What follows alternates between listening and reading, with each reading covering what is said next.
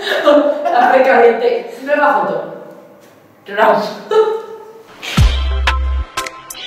Hola, Manola. Hola, señores, ¿cómo estamos? Bueno, otro día más presentando el que algún día será el podcast estrella del año. ¿Algún día? Sí, dándonos tiempo, estamos trabajando en ello. Yo ya no sé cuánto más, pero... ¿Cuánto más se puede trabajar en algo? No lo sé, pero queda. Bueno, para quien no nos conozca, yo soy Victoria Santi. Y yo soy Alba Lorente. Y esto es La Precariete, que eso sí lo tenéis que saber a la fuerza. Sí, es el podcast de los precarios y las precarias, sobre todo de las precarias, por ser las que más están jodidas, véase aquí las dos señoras. Claro, esto es la realidad. Ya lo sentimos de verdad por ser damnificadas de este problema, pero bueno, vamos avanzando en ello. Sí, bueno, como siempre empezamos con las recomendaciones. Que son bien bacanas. No lo voy a decir. Pero bueno, es que no eres joven. Bueno, esta vez os quiero... Sí que soy joven. Gilipollas. ¿Sabes que tengo un problema con eso? Bueno, a ver, esta vez os quiero hablar del colectivo Traductores del Tiempo, compuesto por creadores y artistas independientes y con la sede aquí en Madrid. Esta vez sí que nos hemos ido a Madrid. Bueno, propone un espacio comunitario de encuentro entre el arte y la naturaleza, donde destacar la cultura como generadora de cambio. Y lo que me parece a mí más interesante es que ayudan a crear vínculos entre la ciudad y el entorno rural, que... Alba tira de campito siempre. Siempre. Y para esto, para aunar ciudad y rural, hacen actividades culturales en los espacios rurales. Una de estas actividades es recuperar y acondicionar la vieja estación de Bustarviejo, donde se hacen intervenciones artísticas. También se hacen charlas, talleres, expos en esta estación que está en el pueblo, y esto es como para llevar la creación contemporánea a este espacio, y además también como que lo restauran, o sea que... Me gustó un montón porque, lo conocí cuando estaba viendo el guión y me puse a buscarlo, pero es que yo, no sé cómo tú lo conocerías ya de hace tiempo, pero como que participan, yo que sé, por ejemplo, Rosalén está metida en este tema, o sea, como que hay gente muy conocida metida en el tema. Sí, sí, sí. Y yo no lo había oído hablar de él y me parece muy guay, muy interesante, yo que sé. Yo lo conocí por Ana Daganzo, que es una artista plástica que espero que próximamente esté aquí en La Precariete, y ella también participa, hizo una serie de talleres, y entonces, bueno, Ana Daganzo lo hemos recomendado también en alguno de nuestros programas. Sí. Y entonces como que me lo enseñó y me parece maravilloso. Es súper chulo, sí. Y de hecho están ahora, porque yo les seguí y tal, están ahora como desarrollando yo creo que pronto harán algo. Siempre es que no paran, ¿eh? Además que es que sí, pero creo que sí que parece que llevan un tiempo más paradillos. Vale. Como de que no han hecho nada público al menos. Supongo que con la pandemia claro, y todo. Parón, pero que están con ello y que Nada, era un apunte porque me pareció muy guay. Bueno, que los sigáis, ¿vale? Se llaman Traductores del Tiempo, tienen Instagram, tienen página web, allí tienen todos los enlaces para que pues podáis bichearles. Y bueno, yo he elegido un espacio que además está relacionado con la temática del programa, se llama Spectrum Sotos, está en Zaragoza, de nada, Alba. Y es una galería, oye, mira, perdona, pues es una realidad, y es una galería y escuela de fotografía.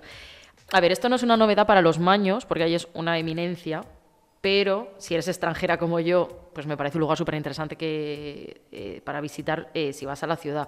Me da la sensación de que siempre recomiendo cosas que igual no son tan conocidas, pero creo que para quien no lo conozcan, ¿no? Pueden ser muy guays. Claro. Entonces, o sea, al revés, no son tan desconocidas. Claro, yo sí que lo conocía porque soy de Zaragoza. Pero creo que puede ser guay si no... O sea, me pareció muy chulo, la verdad. Bueno, y que si hacéis visitas, por que no eso, siempre sea claro, sota, caballo y rey. Por eso. Bueno, casi todos los meses tienen exposiciones de artistas súper interesantes. El año pasado, por ejemplo, contaron con obras de Eduardo Ibáñez o José R. Cuervo, entre otros, y este 2023 abrió con Javier Cámara, que es chulísimo porque es una colección en la que nos introduce en varios de los rodajes en los que ha participado. Entonces se ven imágenes de sobre todo... ¡El joven papa! De John Pope hay bastantes, es chulísimo. Sí. Me da rabia porque no voy a poder ir y no, bueno, porque no te voy a invitar nunca. Efectivamente, no me invita muchas veces y nunca hemos ido. Esto es una mentira continua. Bueno, como he comentado, imparten también talleres monográficos, talleres de verano y cuentan con cursos de fotografía a nivel básico, medio y avanzado. Se encuentran en la calle Concepción Arenal número 19 y les podéis encontrar en Instagram, que es @spectrumsotos, y ya está, la S líquida. Y todo saber a la Virgen del Pilar. Efectivamente, eso es. Y bueno, ahora vamos ya a nuestra figura del día. Hoy volvemos a traer una fotógrafa después de un tiempo que a mí se me hace eterno, desde que trajimos a Gerda Taro. Me parece que hace 1000 años. Pero bueno, os vamos a dejar el enlace también de este programa para que le echéis una oída si queréis. Lo dejaremos por YouTube. Fue muy guay. Sí. No porque lo llaméis es que Gerda es una persona increíble. Por ella, claro. Sí. Y hoy os vamos a hablar de... Me has cambiado el tatata. La Ahora somos canina. pipi, ahora claro. Bueno, bueno, en fin. Bueno, que vamos a hablar de Flores Henry. La patrulla canina ha venido al podcast. Bueno, Florence Henry nació en Nueva York en 1893. Ella fue una artista que se especializó en la fotografía y fue una de las primeras estudiantes femeninas de la escuela de Bauhaus. En este ámbito destaca especialmente por su carácter experimental y por su destreza en imágenes para la publicidad. Son también reseñables sus relatos que hacía sobre historia y sobre otros artistas. Sobre su He historia. dicho relatos, pero es retratos. Ella retrataba a otros artistas. Me rayó muchísimo lo de relatos. Claro, no, es retratos. Claro, yo dije, ¿qué relatos? No, Dije, ella hacía retratos a pues sus bueno. compañeros de Bauhaus y a otros artistas. Vale, eso tiene mucho más sentido. La cosa es que yo lo Porque buscaba es y no lo fotógrafa. encontraba y decía, ¿qué relatos? Digo, bueno, pues Perdón. pondré relatos, se contará su historia. Me parecía también interesante. Bueno, su madre murió cuando ella apenas tenía 2 años. Con 9 años se mudó a París para estudiar música y con 13 se fue a vivir con su padre a Inglaterra, pero este murió 2 años después, dejándola completamente huérfana. Así que sin nadie que la cuidara, tuvo que trasladarse a Roma con su tío, que se llamaba Gino Gori, y era un poeta vinculado con los movimientos de la vanguardia, concretamente con el futurista. Y en 1913 se traslada a Berlín para profundizar en sus estudios musicales, donde tuvo de mentor a Ferruccio Busoni. Ferruccio Busoni. Pero un año después estalla la Primera Guerra Mundial, como todos sabemos, ¿vale? Se congela su dinero y se queda atrapada en Berlín. Como no tenía dinero, ella trabajó como pianista para películas mudas y conoció a muchísima gente, pues el mundillo. Lo que hizo que quisiera profundizar en otras artes, por lo que dejó el piano y empezó a pintar. Sobre todo ella pintaba paisajes y estudios de figuras, como hemos hablado, por ejemplo, con Juana Francés, cuando tú empiezas, en otro programa que también podréis ver, cuando tú empiezas a pintar, eso es sobre todo pues, paisaje y figura. En 1924, terminada ya la Primera Guerra Mundial, se muda a París, pero como no consigue el permiso de residencia, se casa con un hombre cuyo el nombre de este señor nos da bastante igual, porque como era mera conveniencia, pues se divorciaron a los 2 años. Eso No es- está puesto. ¿No? Lo No, es que no lo he llamaremos puesto porque no me daba la gana. Patata. Patata. Tenemos a Patate aquí. Bueno, entonces, ya con el permiso de residencia, se matricula en la Academia, voy a decirlo en español, en la Academia Moderna para estudiar con Fernand Léger y Amédée Onsenfant, que eran cubistas importantes, para quien no lo sepa. Y allí conoce a otros pintores y organizan es que me pongo trabas a mí misma. Exposición Internacional L'Art d'Aujourd'hui, Eso. que fue la primera exposición internacional de arte de vanguardia en París desde la Segunda Guerra Mundial y donde expuso junto a Piet Mondrian, Paul Klee y Pablo Picasso. Que todos sabemos quién es. Claro, no hace falta, ¿no? Bueno, ella también, ella sobre todo destacaba por sus dotes artísticas y sobre todo, como ya hemos mencionado, en la fotografía de vanguardia. ¿Vale? Era una fotografía mucho más moderna. Por lo que quiso ampliar estos conocimientos y se fue a estudiar a Bauhaus en Alemania. Allí comienza a realizar una fotografía más experimental, en la que usaba espejos, objetos geométricos, para crear esa ilusión como de un espacio tridimensional, ¿no? Ella se ponía los espejos y entonces creaba las 3 partes.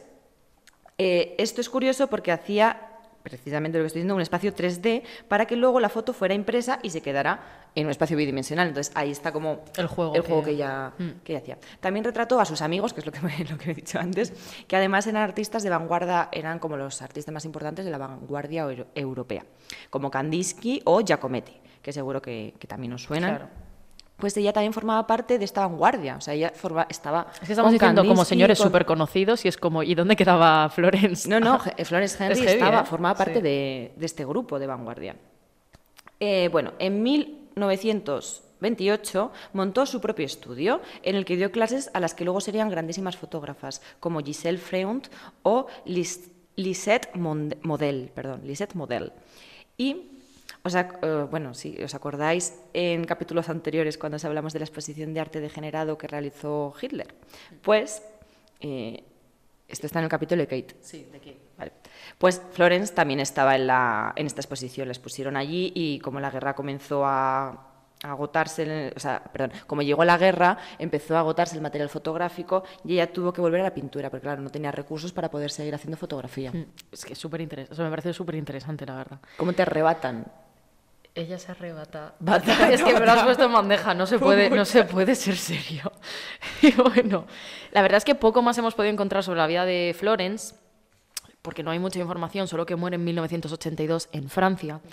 Por lo que en el capítulo de hoy hemos decidido mencionar a otras grandes mujeres artistas que formaron parte de la Bauhaus, porque todas ellas fueron figuras muy relevantes para abrir camino en la lucha por la igualdad y en romper un poco con la imagen de la mujer que tenía que quedarse en casa con los niños. Que bueno, en fin, ya se sabe que romper del todo pues tampoco, pero fue un gran paso.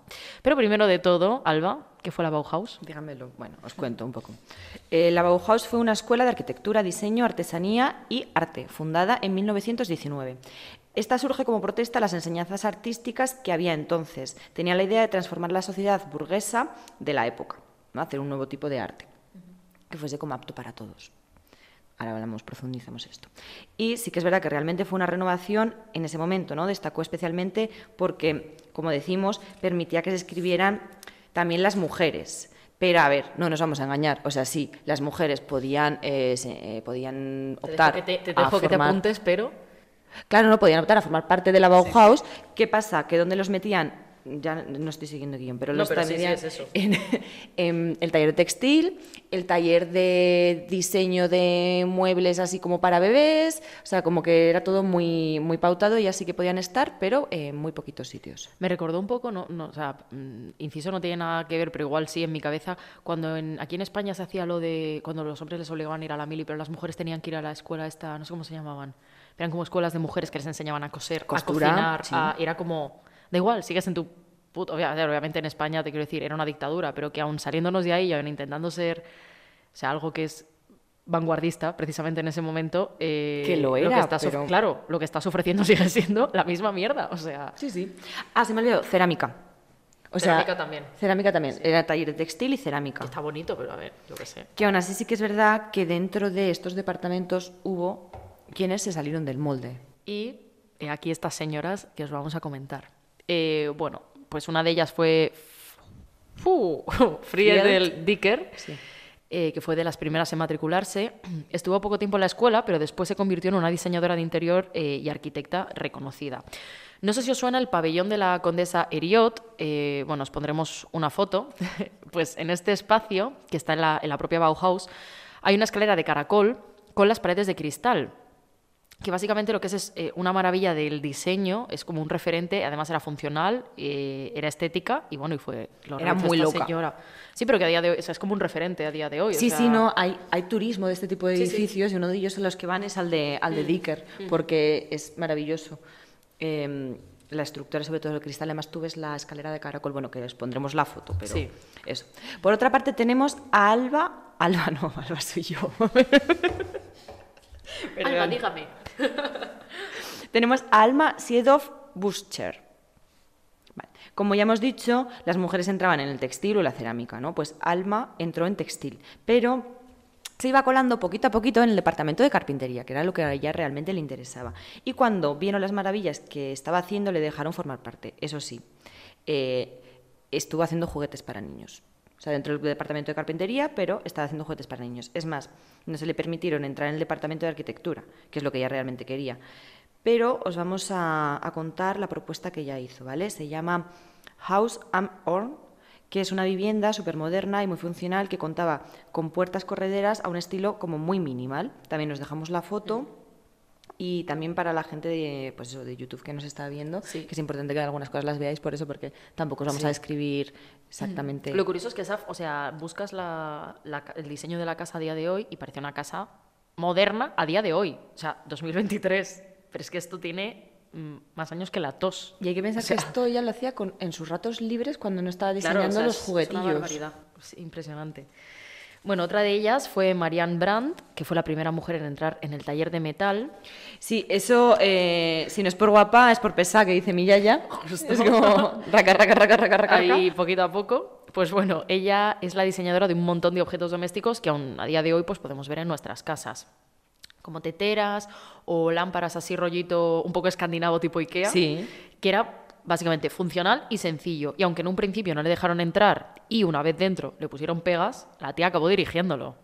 Claro, claro, no, es que, pero porque hay diseños que aún hoy en Claro, día... es que a día de hoy es lo que usamos, lo que se ve. Y que IKEA se basa un poco en muchos de sus diseños. Vaya listos, Por otra parte, os vamos a presentar a Annie Albers, que ella fue pintora y cuando entró ingresó en el departamento de textil. Claro, aunque ella no se limitó a hacer los diseños que hacían en la escuela, o sea, ella sí que quería estar en el departamento de textil, lo que pasa es que empezó a innovar y a hacer unos patrones geométricos que se entrecruzaban a modo como de caleidoscopios, así como también muy loco. Estos se presentaban siempre en 2 o 3 colores. No eran tan decorativos, sino que eran piezas de arte en sí mismas, o sea, no era tanto como el textil de artesanía, sino que es que estaba haciendo obras. Pero con textil. Con textil, sí. Y nada... Estos tapices, de hecho, se expusieron en el MoMA de Nueva York, siendo la primera exposición dedicada a un artista textil. Ojo. Quedas con el nombre Annie Albers.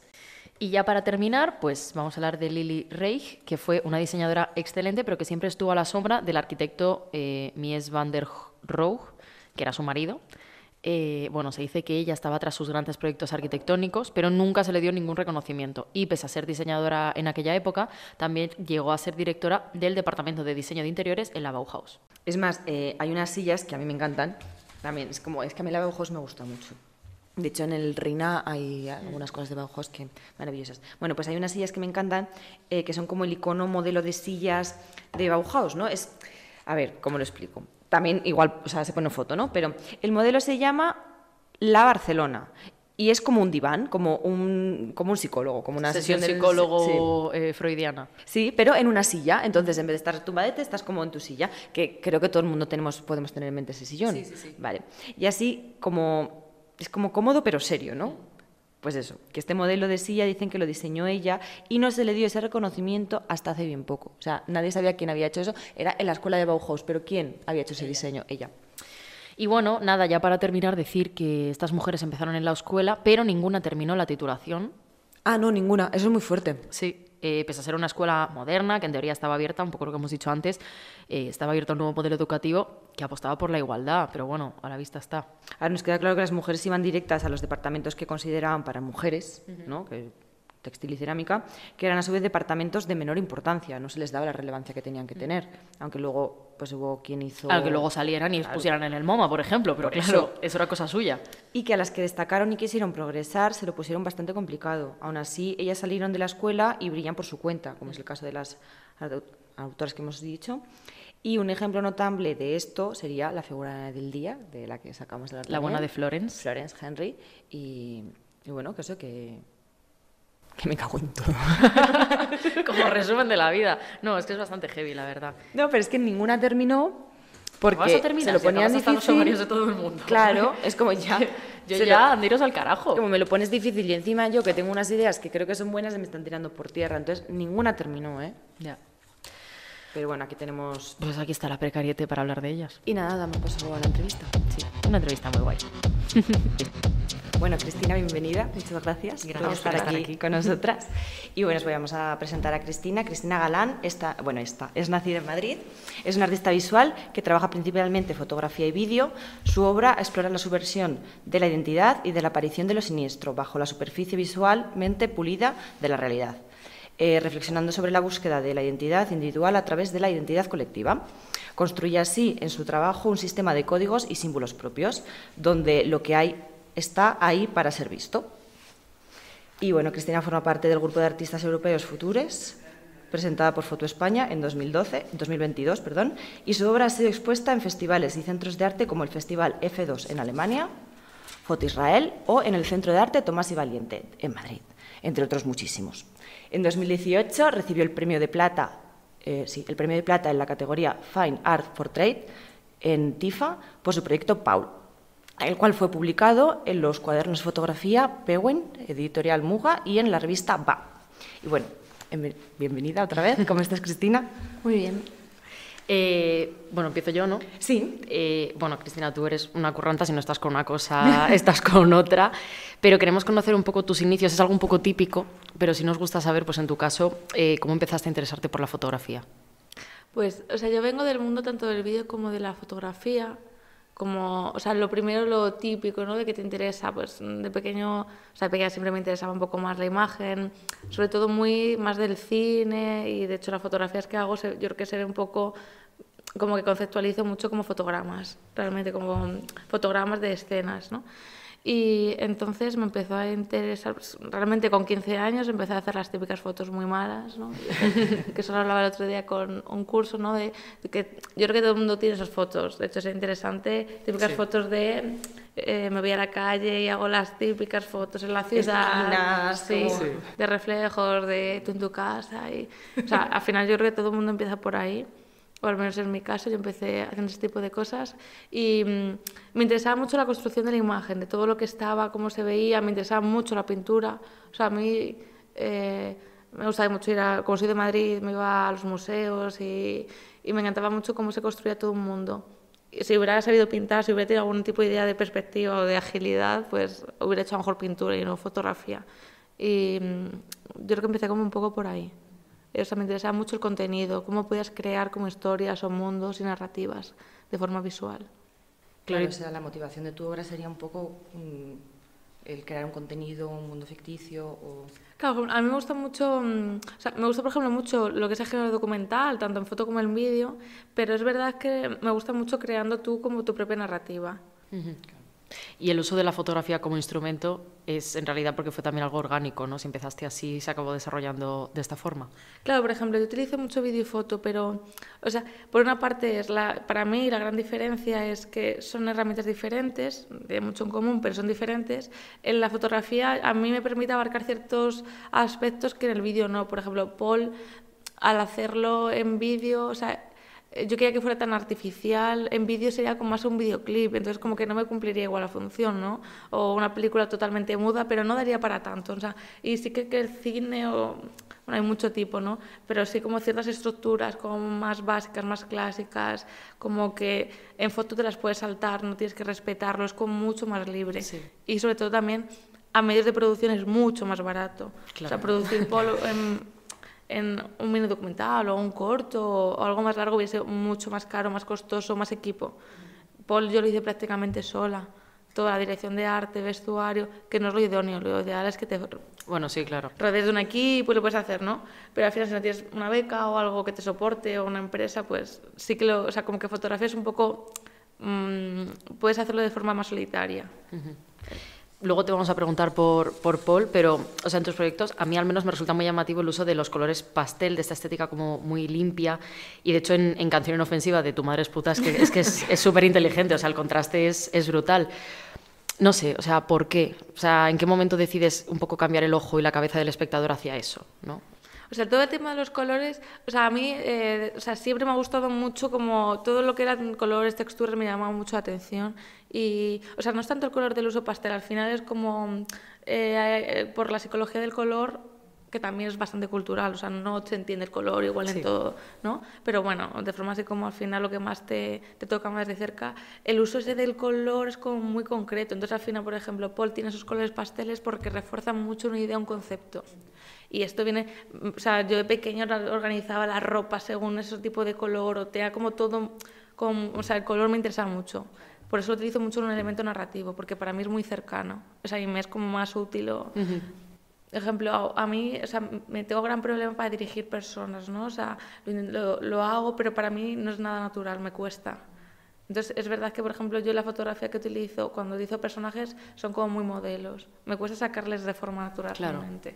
Claro, hombre, sí, de hecho eso es lo que tiene también como una estética un poco tétrica, ¿no? Que entre claro, los colores que son como porque muy deshumaniza. Eso es. Totalmente. Luego las pupilas, también que nos contaras un poco para profundizar en Paul de porque o sea, quien no lo conozca, pues sí, para que nos cuentes un poquillo qué había detrás del proyecto, cómo lo llevaste a cabo. Pues la cosa es, o sea, Paul, yo lo hice, pues creo que ya hace como 5 años. Durante el máster de Foto España, ¿no? Como que, y hablando de la precariedad, lo voy a unir como todo. Yo estaba en un trabajo, estaba en una productora, pero quería poder hacer fotografía. Y tenía como 24 años, yo creo 25, y dije, voy a dejar el trabajo, me meto al máster, ahora es el momento porque no lo voy a hacer. Y estuve como un año entero intentando hacer un proyecto, ¿no?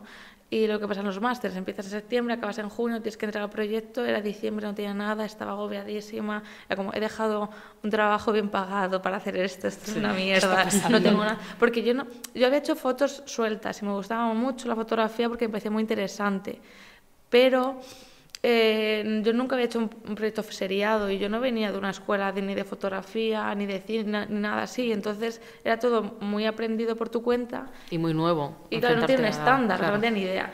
Y ahí empecé a aprender esos estándares. Y pues yo tenía una foto, que es la principal, que se la hice a David Suárez como cartel de su monólogo, en el que le conceptualicé esta idea, ¿no? Porque al final, de hecho, él y yo trabajamos mucho juntos porque tenemos esta idea común, ¿no? De lo que se muestra, lo que no, falsas apariencias. Entonces le desarrollé ese cartel y lo dejé ahí.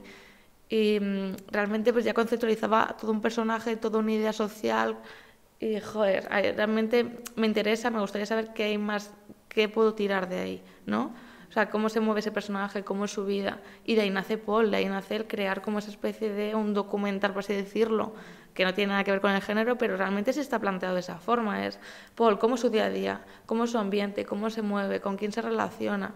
Y de ahí crea un mundo totalmente ficticio, totalmente deshumanizado y muy simbólico. Igual por eso el hecho de las pupilas dilatadas, como fuera de la realidad, fuera de sí. Claro, al final lo de las pupilas es como el elemento totalmente disruptivo y al final Claro.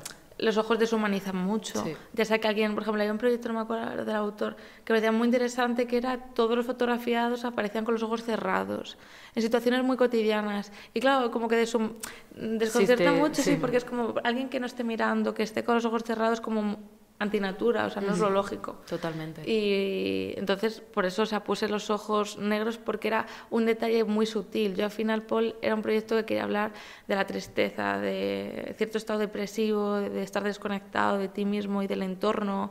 Entonces, claro, o sea, pero por eso me lo quise llevar a ese mundo todo lo del contrario, exceso. claro. No quería hacer un proyecto triste, de reflejos. Y, o sea, es un proyecto como completamente finalizado. ¿Crees que en algún momento podría sufrir una evolución? Porque al final es que es un tema que no muere, o sea, sigue e incluso yo creo que se está acrecentando con el tiempo. O sea, es como que suena un poco tal y te lo han dicho muchas veces, pues como que puede encajar en cualquier capítulo de Black Mirror, ¿sabes? Entonces, ¿es algo que te has planteado seguir desarrollando igual, no con Paul, pero de alguna forma? Claro, por una parte, a mí me gusta hacer como proyectos, o sea, como mundos y cerrarlos. O sea, no quiero estar como con los mismos códigos, porque al final creo que es aburrido, ¿no? Como que o sea, yo al final, o sea, no es hago fotografía de colores rosas o hago fotografías como muy luminosas, no es tanto eso, sino que quería hablar de un tema en concreto y cogí unos códigos concretos. Por ejemplo, de Paul, de hecho, yo he depurado mucho, tengo como 20 fotos finales, pero yo habré producido, editado como 50 y he descartado muchas.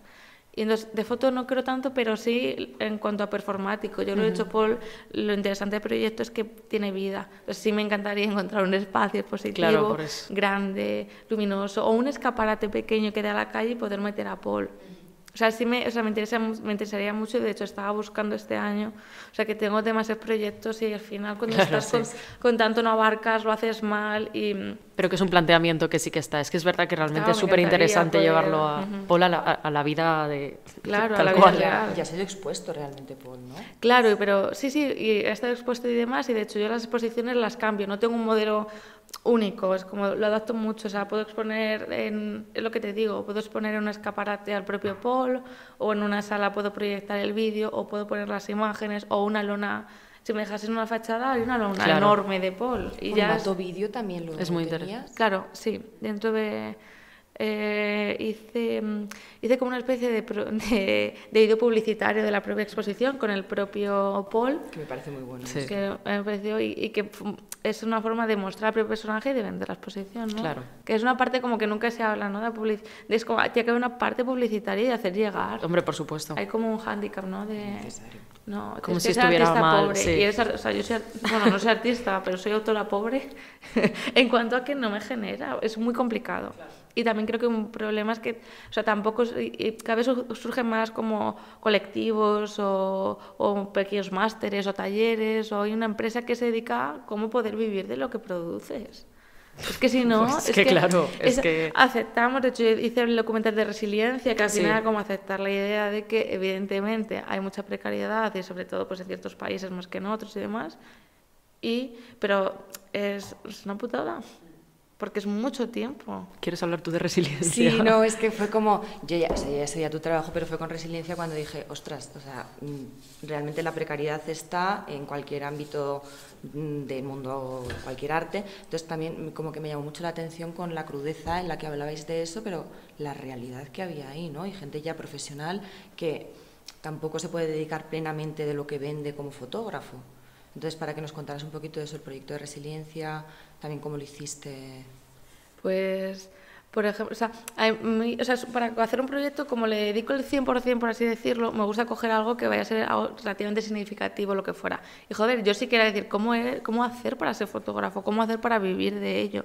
Entonces, al final, hice este proyecto dentro de un marco de universidad, para nada, como TFG, o sea, porque se me quedó... Yo hice Tu madre es puta como TFG y me lo echaron para atrás. Después de 2 años, después de tener como una matrícula de honor. Era un trabajo en grupo. O sea, bueno, esto fue... La universidad de hecho, nos hizo como prácticamente... No nos quería ver el tribunal. Madre nos mía. vieron a ultimísima... Yo creo que lo cuento todo. Pero con el proyecto ya hecho. Sí, sí, y aprobado por el Dios, tutor. pero ni que Pero de fuera- repente les explotó la cabeza. Se llaman Tu madre es puta, ¿no? No, dijeron no. Claro, es muy políticamente... Claro, de hecho, con la corrección política y claro, te hace plantearte muchas cosas de qué haces, qué no haces, te cuarta mucho esa libertad creativa. Hay una responsabilidad, pero evidentemente, a ver, yo soy pro que dentro de un concepto de ficción en la que no es una realidad, Claro, por o sea, tienes que supuesto. poder explorar temas, porque es una forma. Pero es verdad que ahora, de hecho, hicimos muchas cosas que a día de hoy sería nos autocensuraríamos probablemente. Bueno, pues no censuraron, entonces se me quedó la carrera colgada. Y hace unos años retomé y dije, me la voy a acabar, y presenté el documental este que hice, ¿no? Resiliencia, y lo hice dentro de ese marco, ¿no? Y eso nacía porque yo quería saber cómo hacer una carrera. Por eso me interesaban galeristas, me interesaban todos los agentes culturales, me interesaban artistas que estaban comenzando, también artistas que tenían, por ejemplo, Paul Orsen tenía un gran recorrido profesional en realizador, ¿no? Había hecho videoclips muy importantes, pero acababa de meterse en el mundo de la fotografía. Y también es verdad que no es igual por tu historia vital y tu experiencia cómo inicias cuando tienes 20 años a cómo inicias cuando tienes ya a lo mejor Claro. 45, 50 años y tienes otro recorrido. Es que esa es otra, ¿no? Cuando tú estás en una carrera, como que eres muy joven No y tienes encima nada. no te enseñan ni cómo distribuir, ni cómo publicitarlo, ni cómo hacer, cómo se hace, el presentar tu trabajo, cómo se expone. Entonces me parece muy interesante eso, que había profesores, creo tuyos, ¿no? De Foto España, que explicaban un poco cómo funcionaba. A mí el máster en ese aspecto sí me gustó mucho porque estaba muy enfocado a cómo hacerte una carrera, o sea, cómo de verdad, de cosas tan básicas de cómo tienes que presentar un proyecto, cómo tienes que hacer un statement. ¿Qué pasa? Claro que de cierta forma todos los estándares hacen que tú ya no crees de la forma que te dé la gana, pero bueno, también tienes que ser inteligente. Tú puedes hacer un proyecto todo libre que tú quieras o con todo lo extraño que tú quieras, que si luego lo tienes que presentar a concursos, puedes hacer un pequeño estándar, ¿no? Sí, Una por adaptación para darlo a conocer. Sí, o sea, lo que tú La dices, hay que jugarreta ser un de poco las inteligente temáticas. para meter tus cosas porque si no, muchas veces te las pueden echar para Hay atrás. que adaptarla de este que he cambiado yo para ver si cuela y han colado o no. O... Pero me parece muy interesante eso porque, bueno, yo de hecho hice un máster en cine documental, nadie te explica cómo vas a... Tú sales y dices... Claro, toda la distribución, bueno, O sea, es que cine es otro... O sea, no, ellos tienden a hacer total. cosas, es otro mundo. No, total. Es complicadísimo. Y yo, en mi caso, salí a una pandemia. O sea, nosotros salimos y fue el confinamiento, entonces ya fue como te acaba de explotar el mundo en la cara y ahora ¿qué hago? No lo sé porque nadie me ha dicho lo que tengo que hacer y vas aprendiéndolo. Pero también me parece muy interesante el hecho de... lo que has comentado de cuando empiezas igual, aunque tengas una trayectoria profesional pero eres nuevo en un ámbito, ¿no? También da un poco de miedo, ¿no? Porque parece que, aunque cuando eres joven nadie te ha dado las pautas para desenvolverte, parece que también a veces cuando empiezas un poco más mayor o cuando ya te has estado dedicando a otra cosa, también es como... te sientes muy desnudo. Yo creo que te tiene que dar más miedo. O sea, de me mayor, parece- sí. Porque, o sea, joder, cuando eres joven eres idiota, o sea, me refiero... Total, te da igual, falta- es eso. Claro, te falta Aparte, crees toda... que lo sabes hacer, No tienes igual un no, juicio pero- tan fino como el decir esto es una mierda, yo voy para No, adelante y claro, lo hago, más ¿sabes? crítica. Es que claro, cuando ya lo has visto me parece... Joder, Joder, cuando estás adaptada según a qué medio, como que te da un poco de miedo decir, vale, no, porque igual le estoy dando la visión de que le daría en el otro enfoque, entonces te haces un bucle malísimo. Claro, Pero- o sea, puede ser algo positivo con que cuentas con una experiencia, ¿no? Y entonces puede ser más frío, enfocarlo, puede ser más inteligente que cuando tú eres muy joven, porque es normal, natural, que lo decía Bárbara Gavín, que es una amiga mía, ¿no?, que estudió conmigo y demás, que decía, es que con 20 años no has hecho nada. Pero no has hecho nada ya no profesional, sino que has vivido con 20 años. Sí, tú puedes haber tenido... Y de hecho la gente que ha vivido mucho es porque ha tenido desgracias, ¿no? Es porque ha tenido la mala suerte, por así decirlo. Pero con 20 años, ¿qué has hecho por lo general? No has hecho nada. ¿Y de qué vas a hablar? ¿De qué profundidad? Y lo dirán, ay, la gente joven, que sí, que todo el mundo tiene cosas que contar. Y de hecho, joder, hay proyectos de gente muy joven que es interesante porque son sinceros. O sea, realmente, por ejemplo, es muy interesante ver cómo a lo mejor un niño incluso de 7 años o 10 años ve el mundo. Sí. Porque es algo que se pierde. Ahora, tienes que abordarlo, si tú tienes 20 años, tendrás que contar algo que está cercano a ti. Acorde, claro. Si tú intentas hacer un proyecto, que a mí me pasa, ¿no? Tengo ahora 30, tengo la experiencia vital hasta los 30. Si intento abarcar un tema demasiado profundo de algo de los 50, pues probablemente se me vaya a quedar... Se te queda cojo por algún lado o tú lo sientes así, claro. Pero aún así, con 20 años puedes tener una experiencia brutal, pero tampoco has tenido el tiempo para asimilar qué es lo que ha pasado. Ni saber cómo desarrollarlo, claro, la metodología, claro. ni cómo hacerlo. Es complejo, al final. Y te queríamos preguntar, que bueno, nos has comentado lo del TFG, si tú has tenido alguna traba, más allá de esto, a la hora de publicar un proyecto o que te lo cojan, pues esto que decíamos, ¿no?, de que a veces por los convencionalismos o tal, sientes que quizás te lo hayan podido un poco echar para atrás. A ver, yo creo que siempre la principal traba eres tú mismo, siempre, porque no quieres nunca mostrar, hay Autocensura, o sea... Creo que es el principal problema. Luego, a nivel personal, a ver, o sea, yo he tenido en sí suerte porque, o sea, yo empecé a trabajar con David Suárez empecé a hacer como muchas cosas, hicimos el primer proyecto, tuvimos suerte, empezamos a trabajar y no éramos conscientes de la suerte que teníamos y de lo que podría venir después.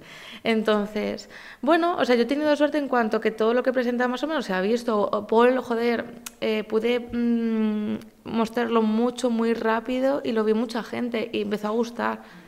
Que eso no significa que luego hagas otro proyecto y... No, claro, es así.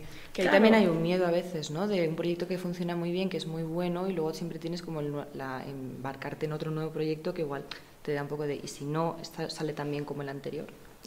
O sea, me acuerdo, por ejemplo, con Oliva María Rubio, quien era en ese momento, bueno, es una comisaria muy importante y además en ese momento llevaba el máster. Es que dijo, es que eso no es una maratón y que tú hagas un proyecto en un momento incluso muy bueno no significa ni siquiera que seas artista, ni hay una presión por serlo y no debe serlo. O sea, es verdad, o sea, tú puedes, y Javier Riera dice lo mismo, tú puedes crear algo en un momento puntual de tu vida y que luego a lo mejor no te apetezca, porque luego parece una condena, ¿no? Sí. O sea, como tengo que hacer otra cosa, no tienes realmente que hacer otra cosa. Y yo sí que no creo que haya una valía plus en ser artista, o sea, yo... denosto un poco más ese concepto porque para mí no es de verdad y creo que eso es algo que te lastra, no como que es algo especial, hacer algo creativo, no debe serlo, porque yo creo que si tú lo afrontas desde una parte como es una profesión, eres un autor y quieres hacer algo, es un trabajo, porque es un trabajo duro. Claro. Es muy duro. Entonces, si tú lo abordas desde ahí, es probable que hagas otro proyecto, puedas quitarte cierta parte emocional y hacerlo bien, y no es... la hoja en blanco, haces un proyecto y luego no te sale... Pues claro que no, si tú estás presionado, o sea, tú nunca puedes... O sea, de hecho, tú llegas a un proyecto después de haber pasado por un trecho de haber hecho muchas cosas mal. De desechar también. Claro, o sea, si tú quieres llegar al punto final, es la peor forma. De hecho, me pasó como lo de Paul, ¿no? De hecho, Paul yo no quería hacerlo porque lo consideraba pues bajo, lo consideraba facilón, lo consideraba como un poco banal. Joder, y cuando me metí dije, joder, qué bien, qué guay. Sí. Luego estuve contenta y dije, joder, y sí que digo, joder, yo siento que hice un buen proyecto, ¿no? O sea, yo estoy satisfecha. Sí. Pues no lo quería hacer por el simple hecho de no es suficientemente bueno. Es absurdo. Y lo mejor que te puede pasar es que con los años mires hacia atrás y digas, joder, estaba bien, pero he mejorado, he evolucionado. Claro, pero siempre va a pasar, porque ya tienes como ese conocimiento y quieres seguir adelante, pero... Pero claro, eso... Por eso es como Claro, bueno, pues, o sea, yo sí que digo, ay, pues no sé, a lo mejor el siguiente proyecto a lo mejor es peor. Bueno, pues, ¿y qué vas a hacerle? Yo siempre digo que mientras haya la necesidad de expresar algo, con los medios que tengas, pues oye, adelante, que puede salir mejor, puede salir peor, pero es que es como la necesidad de hacerlo. Está. Porque quieres reflexionar sobre algo, pero es cierto, y creo que, o sea, a ver, a lo mejor hay alguien que no, que es tan prolífero, que no para de crear y está todo el día, es súper creativo, no para. Yo creo que también te pasa a veces que no te apetece porque no estás en esas o no te apetece contar algo en concreto. Pero eso también es como mucho, es un castigo mental que te haces tú a ti mismo. Y no sé si tú en algún momento, pues por salud mental, bien por la precariedad de la fotografía como de tantas artes, te has llegado a plantear decir, mira, pues voy a dejarlo, aunque sea por un tiempo, voy a intentar enfocarme a otra cosa. Por eso, ¿no? Por esa un poco la presión que nos... Ya no monetario, sino también es Claro. el cansancio de... No, claro, o sea, a ver, por ejemplo, yo después del máster era como, bueno, los siguientes pasos, meterte en una residencia artística, como todo como estandarizado. Y yo es el momento vital que no me apetecía, o sea, realmente fue, yo no me quiero ir ahora mismo de mi ciudad, cambiar mi vida, o sea, no me apetecía, ya está. Entonces, realmente, pues no lo hice. Y de hecho, o sea, claro, o sea, yo hice Paul, parece, han pasado muchos años. O sea, yo claro que tengo proyectos en la cantera, claro que tengo cosas para desarrollar y de hecho tengo el siguiente fotografía parado, lo tengo como a medias porque lo quiero dedicar al 100%. Y ahora estoy con otro proyecto grande, aparte de proyectos como más pequeños, más amables, más en grupo, y lo que no puedo es hacer todo a la vez. Claro. Entonces, si yo, o sea, sí, o sea, yo o sea, me obligo en cuanto o sea, yo sí que soy como bastante organizada, ¿no? Y decir qué horas voy a dedicar y también me viene porque yo al final también produzco, ¿no? Me dedico también a producción. Te íbamos a preguntar también por eso, en plan, ¿cómo Luego, lo gestionas? Eso, Claro, ¿cómo gestionas me tengo eso? como cierta ¿Cómo... parte, voy a gestionar, entonces me obligo en cuanto a que si ya tengo algo que hacer, lo voy metiendo como en casillas para hacerlo. Pero si de repente estoy en blanco y no me apetece iniciar algo, pues no lo inicio. Es que si no, es que tienes que ganar me salud. parece lo más sano, desde no, luego. yo con salida de Paul estuve fatal, ansiedad a tope, ataques o sea, fue mis primeros ataques de pánico. Y llegué y dije, uff, yo no puedo, o sea, yo no voy a estar así. O sea, nada te merece la pena. O sea, Claro. yo sí creo en el esfuerzo y que las cosas te requieren esfuerzo. Sí, por supuesto. Y un sacrificio de horas, de tiempo, lo que fuera. Es que eso es evidente. Pero, joder, o sea, no, pero la salud mental no. Justo. O sea, cuando ya sobrepasas la línea de que estás mal, de que no puedes dormir, de que no puedes descansar, de que tienes que poder pararlo. De hecho, a colación de... Bueno, ¿ibas a No, decir algo? dale. No, que a colación de eso queríamos retomar un poco el tema porque yo pienso que creo que somos la generación de la ansiedad, o sea, me parece que es algo que es que lo tenemos personas con intrínseco. constantemente, o sea. Sí, pero siento que igual en los trabajos artísticos es algo que puede acrecentarse, ¿no? Por esta constante presión, por la incertidumbre. Pues un poco queríamos saber, que nos lo has estado contando, cómo te ha afectado un poco eso, ¿no? O sea, la ansiedad en el arte, o sea, cómo se vive esa presión. O sea, cómo lo viviste tú con Paul, por ejemplo. O sea, por una parte es como yo nunca he pretendido vivir de la fotografía o de lo que hago a nivel creativo, me quite esa presión, porque como no pretendo, que le añado que necesito otro trabajo. Entonces, claro, el tiempo es muy complicado. Sí. Y, por ejemplo, yo Paul tardé un año en hacerlo, en producir todo, en conceptualizarlo, tardé súper poco en verdad, en producir todo. O sea, dije, joder, en verdad, digo, si estuve haciendo un proyecto así por año, ¿no? Que para mí es un año de producción mínimo, más el año de promoción. Porque, o sea, promocionar es un trabajo de fondo. O sea, si tú tienes que hacer eso, o sea, el hecho de las convocatorias, más el nivel presupuestario, o sea, todo cuesta. Sí, hay cosas gratis, pero hay muchos que son de 30, 50 euros y ya no te vas a visionados de 200. O como los de Houston, que son $800. O sea, entonces, como decir, promocionar es un trabajo en sí mismo. Y bueno, la pregunta era cómo lidio yo con eso. Sí, ¿no? bueno, pero puedes tirar por ahí también, porque al final también te íbamos a preguntar precisamente por el trabajo de la promoción, de las redes sociales, de todo este papel de la otra cara que hay detrás de la producción de arte. Algo bueno que tiene, por ejemplo, el cine, que tú lo puedes extraer. O sea, yo no vengo en absoluto mundo de cine, pero es lo que me interesa muchísimo, ¿no? Sí que está como estos 2 últimos años como formándome más, haciendo como cursos, talleres, más así. En el cine está ultra estandarizado, ¿no? Y eso es bueno aprender de ahí. O, por ejemplo, a nivel de producir, ya sea, da igual que hagas, qué tipo de arte plástica hagas, ¿no? Da igual, o sea, siempre va a haber un momento en el que tienes que conceptualizar, tienes que dedicar una parte a pensar, otra parte a producir, una parte a reflexionar lo que has producido, Y el mundo del cine eso lo tienen como súper estandarizado. Los tiempos de preproducción, producción, postproducción, distribución, promoción. Entonces, si tú aplicas eso a cualquier cosa de esto, se facilita los proyectos de cuándo quiero tener algo terminado para poder intentar venderlo, que al final la promoción es eso. Sí, desde luego. Y que a veces que hay trabajos que tú los terminas y hasta dentro de 2 años, 3 no salen. En cine es así, tú lo dejas guardado y cuando realmente